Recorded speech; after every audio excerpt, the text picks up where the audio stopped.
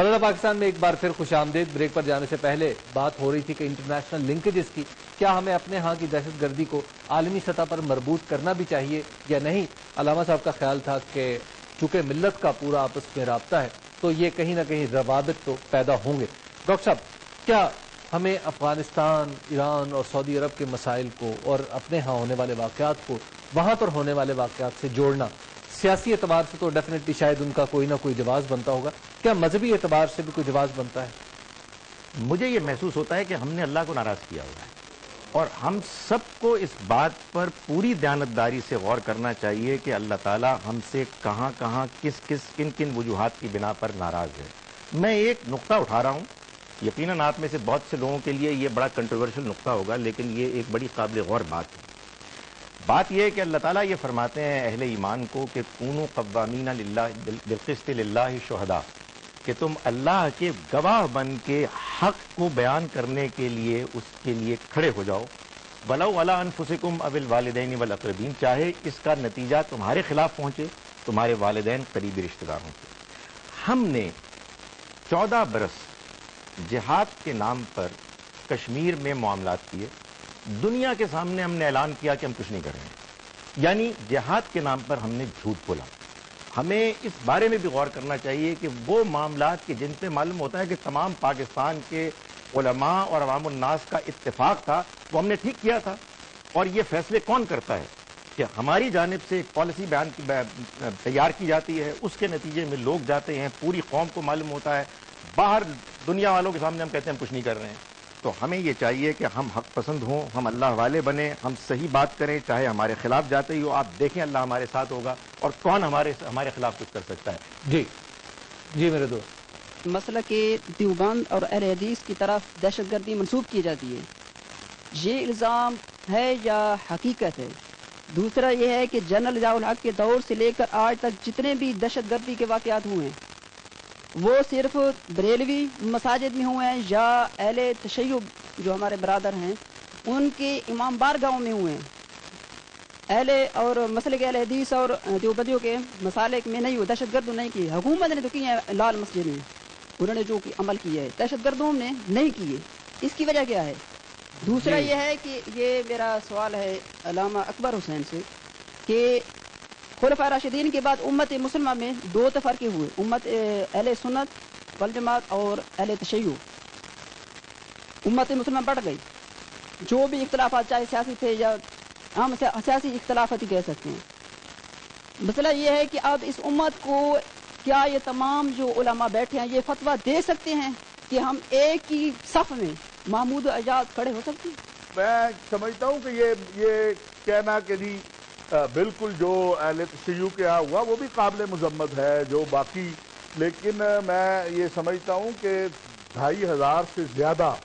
دیوبندی علماء جن میں بہت بڑے بڑے پائے کے علماء جو ہیں، مولانا حسن جان، مولانا یوسف لدھیانوی، مولانا عبدالسمیع، مولانا ضیاء الرحمان فاروقی، ایک لمبی لسٹ ہے، مفتی نظام الدین شامزئی جیسے لوگ جن کو پوری دنیا تسلیم کرتی تھی، ہر اعتبار سے ان کی شہادتیں ہوئی ہیں، اور یہ ایک سلسلہ جو ہے دہشت گردی کا یہ جاری و ساری ہے اور سب کے ساتھ ہو رہا ہے، یہ کسی ایک کے ساتھ نہیں ہو رہا۔ آپ کیا کہیں گے؟ آپ سے بھی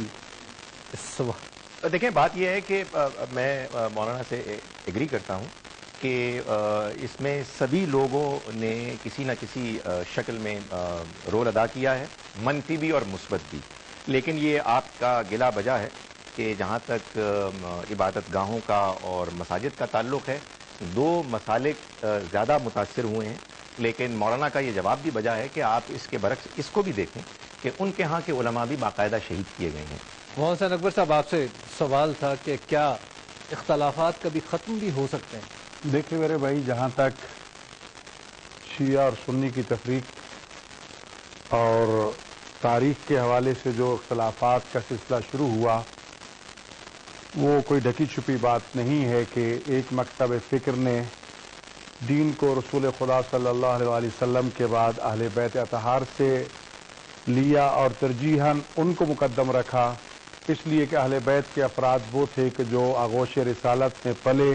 لعاب دہن رسالت چوس چوس کے پروان چڑھے، اور گھر کی خبریں بھی ان کے پاس تھیں، مسجد کی بھی تھیں، میدان کی بھی تھیں، दूसरे गिरोह ने अहले बैत अतहार की बजाय ज़्यादा तरजीह दी असहाबा किराम को,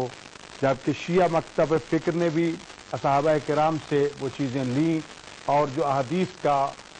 मरकज़ या एक माखज़ हम तक पहुँचा है वो सहाबा किराम और अहले बैत अतहार के हवाले से हम तक पहुँचा है। दोनों अदवार में अगर कोई मिसाली शख्सियात रहीं तो अहले बैत अतहार की शख्सियात थीं, सहाबा किराम रिज़वानुल्लाह अलैहिम की शख्सियात थीं, उलमा थे, मशाइख थे कि जिन्होंने इस इस्लाम को हर हवाले से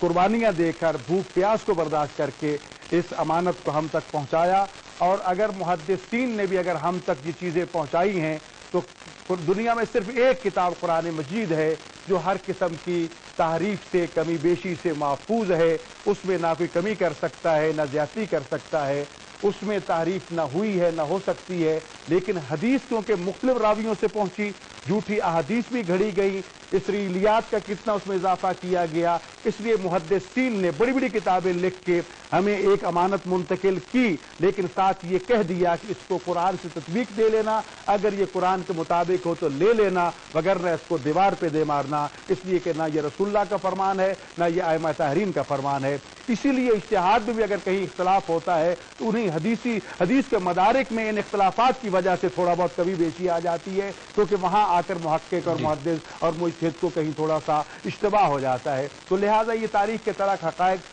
मैं समझता हूँ कि आज भी हमारे लिए अगर आइडियल शख्सियात हैं कि जिनसे हमने इस्लाम लिया है, लेना है, कुरान मजीद है, रसूल ख़ातम सल्लल्लाहु अलैहि वसल्लम हैं, अहले बैत अतहार अलैहिमुस्सलातु वस्सलाम है, सहाबा किराम रिज़वानुल्लाह अलैहिम। अगर कुरान और इस्लाम के दिए हुकूक को सामने रखते हुए हम हर इंसान को उसका हक दें, जिससे जनाब अली अलैहिस्सलाम ने मालिक अश्तर को जब मिस्र में भेजा था तो कहा था कि दो किस्म के लोगों से वास्ता पड़ेगा, एक तेरा हम फिक्र तेरा दीनी भाई होगा और दूसरा बतौर इंसान के होगा, तुझे दोनों के हुकूक का ख्याल रखना है। आज भी अगर हम सब के हुकूक का ख्याल रखें, कहीं फिरका वारियत नहीं होगी, कहीं ये अफरा तफरी नहीं होगी, कत्ल गारत नहीं होगी। जो ही हुकूक पामाल किए जाते हैं उससे नफरतें पैदा होती हैं, उससे ये जंग जदल होता है। हमें प्यार मोहब्बत की तरफ आना चाहिए, एक दूसरे के हुकूक का ख्याल रखना चाहिए। शाह साहब जी, मैं इस सिलसिले में अर्ज करूंगा कि अगर हम कुरान मजीद की तालीमात को देखते हैं तो अल्लाह ताला खुद कुरान मजीद में इरशाद फरमाता है कि मुहम्मदुर रसूलुल्लाह वल्लज़ीना माअहू अशिद्दाउ अलल कुफ़ारि व रुहमाउ बैनहुम,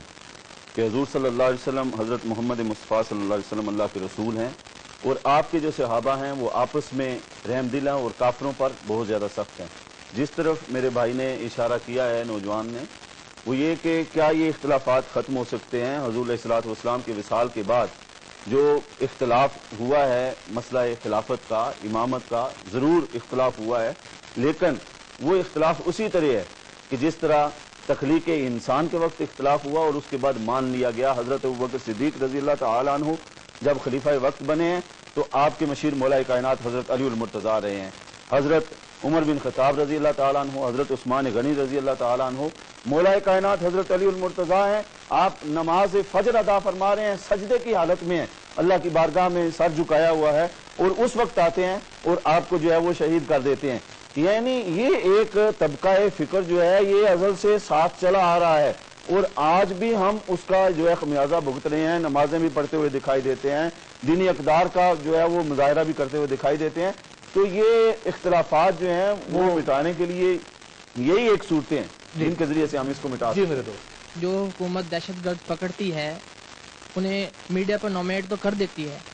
लेकिन बाद में कोई हुकूमत ऐसी नहीं है कि नॉमिनेट करने के बाद उनके साथ क्या सलूक किया जाता है, क्या करती है, वो बाद में कोई ऐसी हुकूमत नहीं है कोई दिखा सके उन दहशतगर्दों को। हुकूमत कोई ऐसी नहीं कोई दिखा सके। मैं इसकी वजह पूछना चाहूँगा कि अगर वो दहशतगर्द पकड़ते हैं, हुकूमत मीडिया पे उनको नॉमिनेट करती है, लेकिन बाद में उनके साथ जो सलूक किया जाता है, जो उनके साथ रवैया अख्तियार किया जाता है, वो मीडिया पे क्यों नहीं नॉमिनेट किया जाता? जी यहाँ ये वाकया हुआ है कि सरगोदा के अंदर एक वाकये में पुलिस वालों को सबको अंदर कर दिया था जज ने और मुल्क को सबको जमानत दे दी थी, क्योंकि उसके घर के अंदर उसके बच्चों के ऊपर दहशतगर्द असला ताने खड़े थे और जज साहब को कहा था कि टेलीफोन पर हमें फैसला सुनाएंगे। उस वक्त मोबाइल भी नहीं होता था। पहली बात तो ये है कि जो तफ्तीशी मराहल होते हैं, क्या सबसे पहला मसला, क्या वाकई जो बंदा पकड़ा है, जो पेश किया गया है, वो दहशतगर्द है? सबसे पहले तो मसला ये है, या पुलिस की खानापुरी है।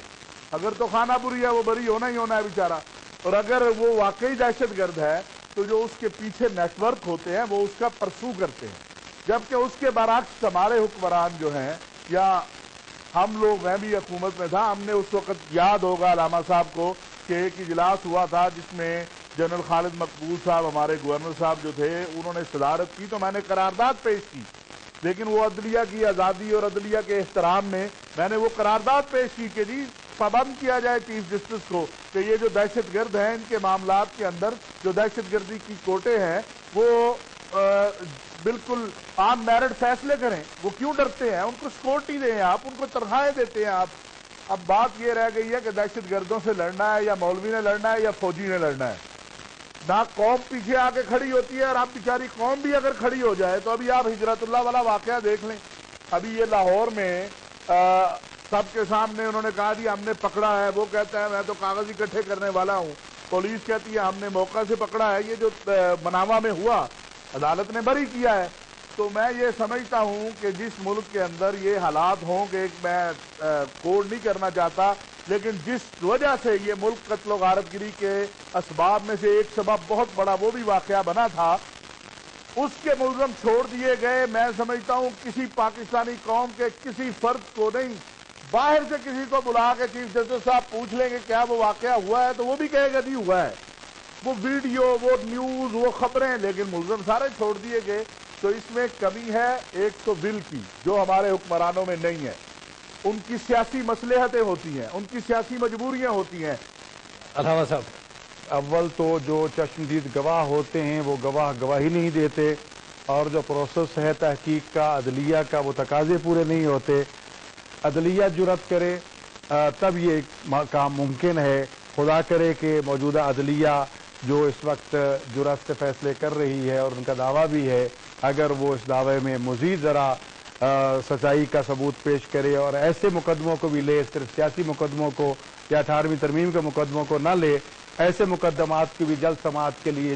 چیف جسٹس صاحب اگر ایک پینل بنائیں تو میں سمجھتا ہوں کہ شاید قوم کو اس حوالے سے کچھ خوشخبری مل سکتی۔ ابھی خبروں کے لیے فیصلے نہ ہوں، میرٹ پہ فیصلے ہوں۔ ابھی وقت ہوا ایک بریک کا، اور بریک کے بعد سوالات کا سلسلہ بھی جاری ہے، اور اب دیکھتے رہیے بندہ پاکستان۔